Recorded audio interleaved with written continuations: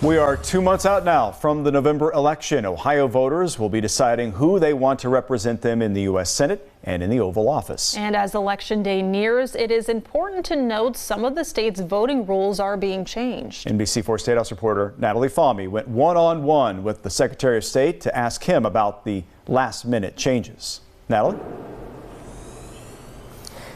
Jared, Jennifer, the Secretary of State tells me his hands were tied in making this decision that has to do with dropping off your absentee ballot. But the governor says at some point the changes have to stop. There has to be some end to changing rules.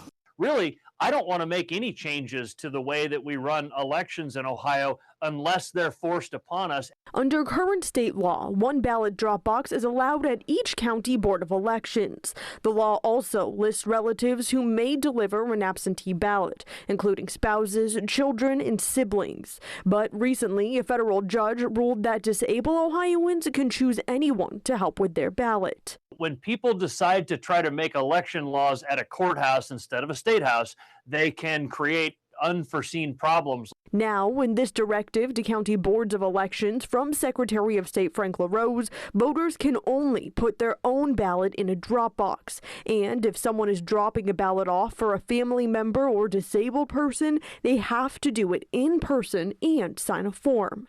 LaRose tells me this is a direct response to activist groups trying to change the law in court. How do you respond to the accusation from some of those activist groups that this is voter suppression? They're not serious people. LaRose often touts Ohio's election safety and integrity. Ballot harvesting does occur. Thankfully, we keep it rare. How do you reconcile saying that, but then also tightening some of the rules around elections? Should Ohioans be worried about election safety? No, because they've got a person who serves as their chief elections officer who takes this seriously. I think people who go vote this year can feel confident in the system that we have in Ohio. But LaRose does not want to stop at this directive. He wants lawmakers to ban all drop boxes after legalizing them last year. Why are you calling for drop boxes to be eliminated completely? I mean, they're under 24-hour surveillance. That's public record.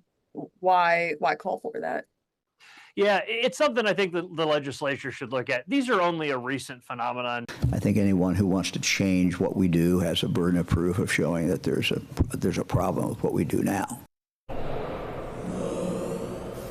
There is a Senate bill here at the Ohio State House to completely eliminate those drop boxes, but that has not received a single hearing since its introduction last year. Local for you at the State House, I'm Natalie Fahmy, NBC4.